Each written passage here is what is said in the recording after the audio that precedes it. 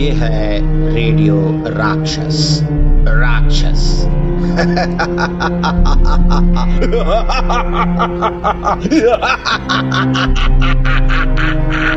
Radio राक्षस आपका स्वागत करता है। रेडियो राक्षस।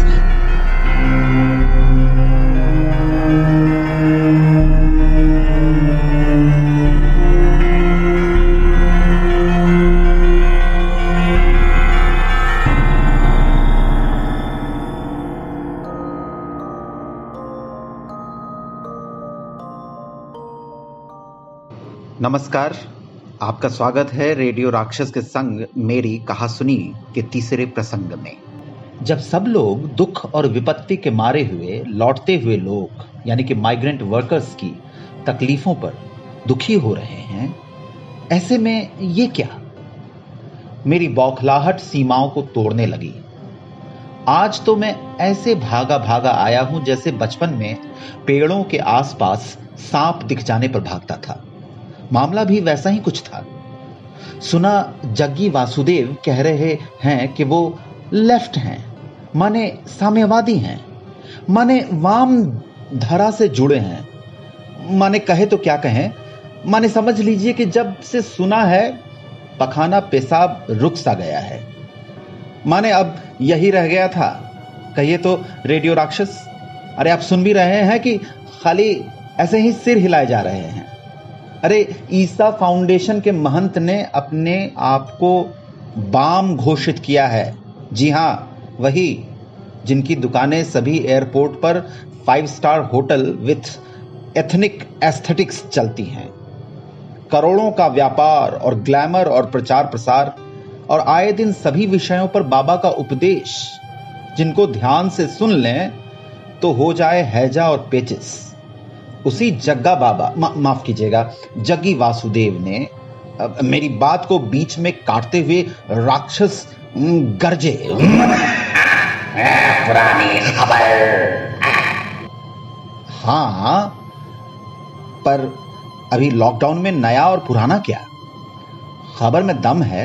ये अलग बात है कि हमारे वामपंथी दोस्तों ने इसे सिर्फ एक मजाक के तौर पर लिया और उड़ा गए। आखिर इस खबर से कोई गहरा रहस्य खुलता है, तभी तो कलाकार टीएम कृष्णा को जवाब लिखना पड़ा। राक्षस फिर से गरजे। इसमें क्या? मानो मेरे जलते हुए क्रांतिकारी मशाल पर राक्षस महोदय ने एक बाल्टी पानी डाल दिया। मैं एकदम से सन्न से ठंडा पड़ गया। क्या मैं सचमुच बात का बतंगड़ बना रहा था? क्या इसमें सचमुच कोई अनर्थ नहीं?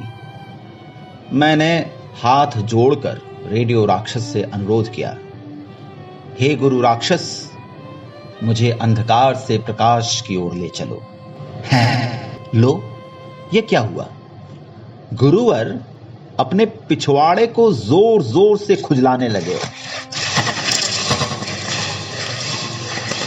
लगता है ज्ञान का स्रोत वहीं कहीं पिछवाड़े में ही होगा। चलिए, जब तक उनकी खुजली से गंगोत्री नहीं निकलती, हम खुद ही सोच कर देखते हैं, क्यों नहीं है यह अनर्थ? मैंने भी अपना सिर खुजाया और एक बाल टूटकर मेरी उंगली में आया और उसी को शुरू से अंत तक टटोलते हुए ये ध्यान आया, भाई हमारे सारे वामपंथ के कर्ता धर्ता तो प्रायः दिवंगत हो गए। जो बचे हुए हैं वो बेचारे हैं, लेफ्ट ओवर ऑफ लेफ्ट हैं, और दंतहीन शेर किस काम का? तो शायद जग्गा महंत माफ कीजिएगा जग्गू वासुदेव ने एक एहसान ही किया है।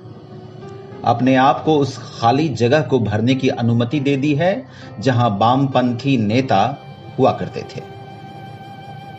लेकिन बहुत सारे नाना प्रकार के आपस में यदा कदा ही सहमत होने वाले मार्क्सवादी विद्वान तो अभी भी भरसक लगे हुए हैं। वो तो अब भी विश्वविद्यालयों के स्थापित देवता तुल्य हैं। अपनी लच्छेदार भाषा में वो अब भी क्रांति की कल्पना और उपासना कर ही डालते हैं। कितनों ने तो यहां तक बता दिया कि कोरोना पूंजीवाद और नव उदारवाद को खा जाएगा, और उन्हीं में से कुछ ने ऐसी आशा की खिल्ली भी उड़ा दी है। सदैव ऐसा ही चलता रहा है। वामपंथी विद्वानों का एक धड़ा कहेगा और दूसरा काटेगा, और इस कहेगा और काटेगा के बीच में साधारण लोग होंगे जो बस इंतजार करेंगे, करते रहेंगे, करते ही रहेंगे, और तब तक में फासिज्म आ जाएगा और खेल बदल जाएगा। यही पकाऊ प्रक्रिया चलती रहेगी। हां, तो इन वामपंथी विद्वानों के होने या ना होने से फर्क ही क्या पड़ता है। ये तो बस अपनी दुकान चला रहे हैं, रेवोल्यूशनरी एस्थेटिक्स वाली दुकानें। तब तो जग्गू दादा, माफ कीजिएगा, जग्गी महंत ने ठीक ही किया और कहा। तभी अचानक से रेडियो राक्षस खिखिया के हंस पड़े।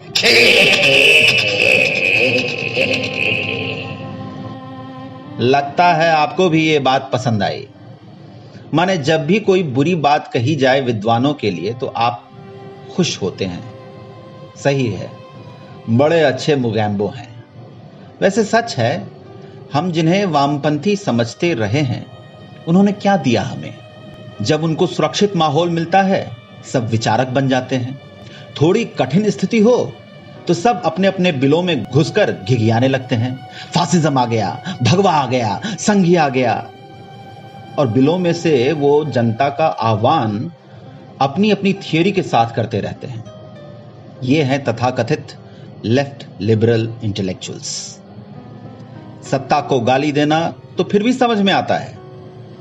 ये लोग अपनी सुविधा अनुसार गांधी बनाम अंबेडकर, टैगोर बनाम तिलक और इस प्रकार के ओछे खेल खेलते रहते हैं, खेलते रहे हैं। इतिहास उठाकर देख लीजिए, बौद्धिक भारत का इतिहास। माने क्या कहें, एक समय में तो यही पैमाना था वामपंथी होने का। कौन महात्मा गांधी को कितनी गालियां दे सकता है, कौन नेहरू को कितना बेकार साबित कर सकता है।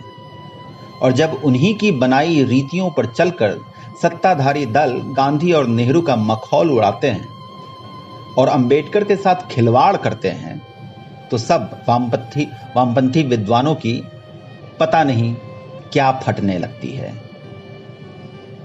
राक्षस महोदय के लिए यह अवसर बहुत ही सुंदर अवसर था और वो ठठा के हंस पड़े। सही कहा ना। सबने अपनी सुविधा अनुसार अपने मूल देवता कार्ल मार्क्स को भी बांट लिया। किसी ने युवावस्था वाले रोमांटिक मार्क्स की उंगली पकड़ी और कोई वैज्ञानिक सिद्धांतकारी मार्क्स के पद चिन्हों पर चल पड़ा। कितनों ने इसी सब के बीचों बीच अपने अपने प्रयोग कर डाले और सब लग गए अपने अपने ऑडियंस को ब्रेन वॉश करने में। अजी क्या कहें, कोई विद्यार्थी विश्वविद्यालय में घुसने से पहले ही किसी न किसी धरे का मार्क्सवादी हो जाता है। अपने अपने बौद्धिक भविष्य पर अलीगढ़ी ताला लगाकर ही आता है सब। लोग तो पहले से ही उगताए हुए हैं ऐसे वामपंथियों से। अब ये वामपंथ के सेवक लोग फिर से जुट जाएंगे मोड ऑफ प्रोडक्शन डिबेट में। पता नहीं कैसी भाषा में क्या कहेंगे लौटते हुए मजदूरों की वेदना के बारे में। वही कहेंगे और वही समझेंगे। अगर कोई इनको इमोशन की याद दिलाएगा तो झट से उसे रिएक्शनरी, सेंटिमेंटलिस्ट और पता नहीं क्या क्या कहकर भगा देंगे। फिर ऐसे में जब जग्गा बाबू, माफ कीजिएगा, जग्गी वासुदेव, हाँ, अब वो भी आकूदे हैं तो भला क्या करें। हाँ भाई राक्षस महोदय, क्या करें। जाने भी दो यारो।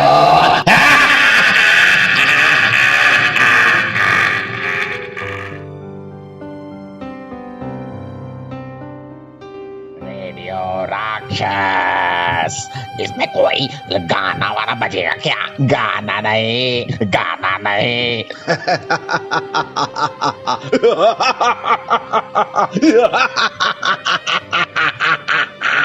रेडियो राक्षस, टार्जन मत बन।